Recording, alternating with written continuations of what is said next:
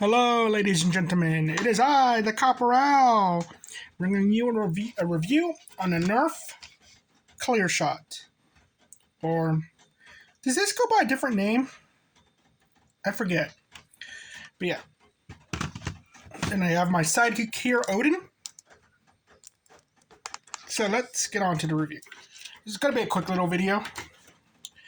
So, the Nerf Clearshot was for dart tag. And there's multiple. This thing comes in multiple colors: blue, lime green, a different kind of orange. And then they made it for Zombie Strike, and they gave us this cool scope with it, and all that, which doesn't match the blaster at all. I don't even think it matches the Zombie Strike line either. It's very steampunk looking, which makes me wonder, like, why hasn't Nerf really gone out with a steampunk,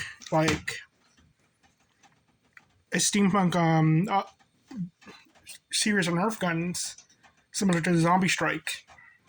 Well, and this one is my custom one. I haven't named it yet, but this appears in my book series, The Epic of Cassius. And it's my personal sidearm, and it's also the sidearm of the villain characters.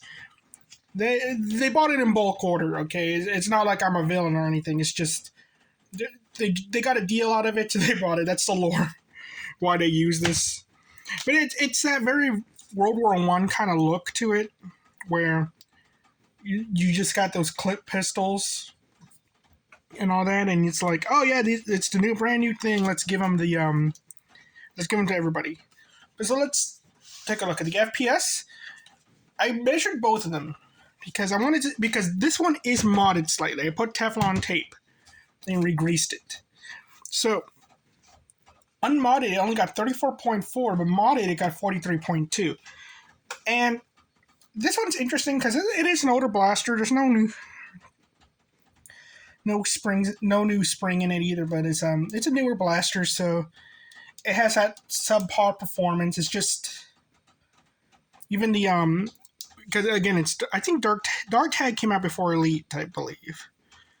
So yeah, and I think they just didn't even bother to replace the internals with the new ones too. But we have better performing single shot blasters now, so it's bad. And I don't mean like it's bad in that it's terrible. I mean it's bad in that it's just old. And so that's why I'm buying a bunch of these to make them into props. Though they're not going to look like that one. That's like a unique skin. They're just going to be mostly all gray and all that. So next we have accessories.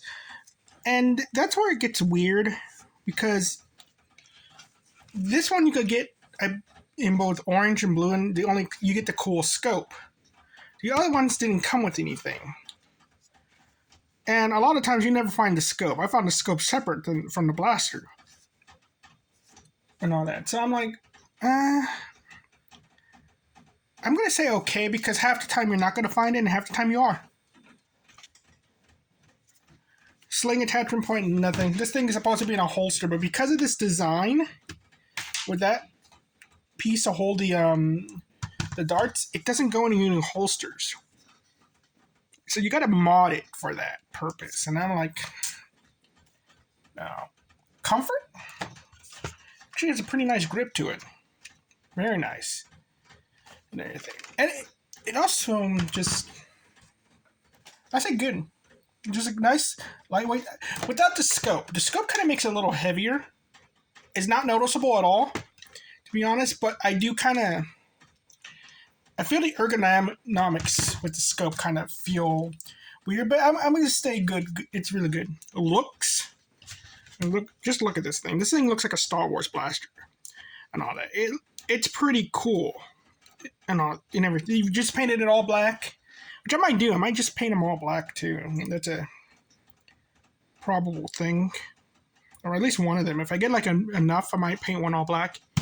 It kind of looks like Boba Fett's blaster pistol from the Book of Boba Fett. If you ever want one of those. So it has a good look, good shell for repainting and all that. Just this nice sci-fi look.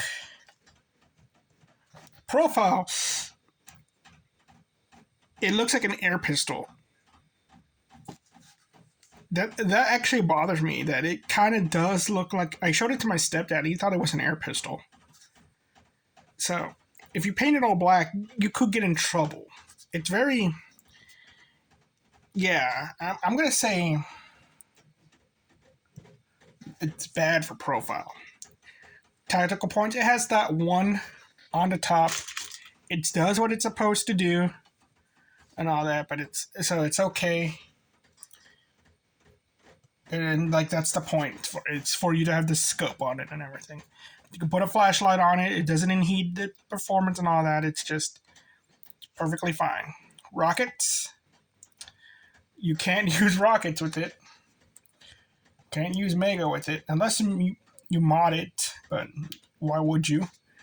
Internals. I've taken this thing apart. It's a little bit of a pain because I'm gonna tell you something. When you take off this.